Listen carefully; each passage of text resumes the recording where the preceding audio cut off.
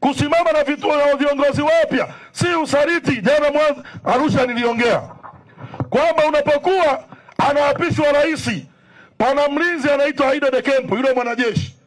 Wakati rais wa zamani anaenda kwenye kibanda cha kuapishwa, yule mwanajeshi anaenda na rais ambaye anaondoka madarakani.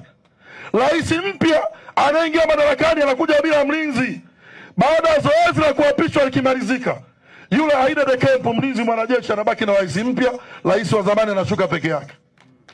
Tafsiri yake ni nini? Sisi majenerali tunalinda dhumuni, hatulindi mtu.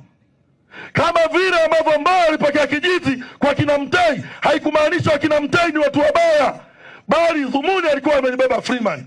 Na leo hii yoyote ambaye yuko mbele ametangazwa kwenye chama hiki atakuwa amebeba dhumuni la chama hiki ambacho ni Chadema, kukomboa Tanzania. Ndio dhumuni la kwanza, na sisi watu wengine tutamlinda mpaka dhumuni hilo litimie. Sisi wazee wetu wakishashuka, wamekaa pembeni, wamemaliza utumishi wao. Wajibu wetu kama viongozi wa chama na wanachama wa Chadema ni wajibu mitatu tu. Moja, kuwatumia kwa ajili ya ushauri.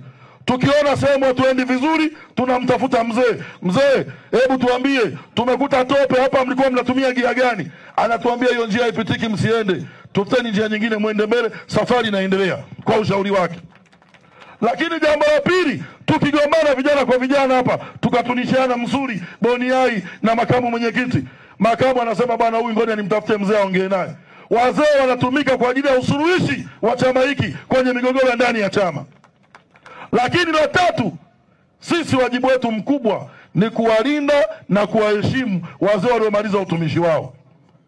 Kwa kusema hivyo, tuna kila sababu ya kujivunia utumishi wa Freeman Aikaeli Mbowe ndani ya chama hiki, na tunamwambia asiwe mnyonge.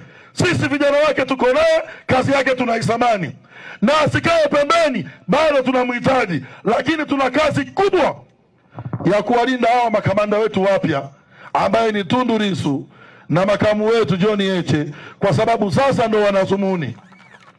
Na mnamjua ule mchezo, ukiwa na mfupa, mbwa au fisi wakikukimbiza, ukirusha ule mfupa wanamwacha aliyekuwa ameshika, wanamfuata mtu aliyeshika mfupa, mtu mpya, si ndio? Na sisi ni hivyo, wanajua mzee wetu amepumzika, sasa hivi watu kumsumbua tena. Lakini usumbufu na maumivu na chuki vimehamia kwa viongozi wapya ambaye ni Tundu Lissu na makamu wake John Heche. Kwa sababu hiyo, hawa tusipowalinda, maana yake tumewaweka kwenye hatari, kwa sababu wanafanya kazi ya hatari ya kuondoa mnofu mikononi mwa CCM. Kazi hiyo ni ndogo au ni kubwa?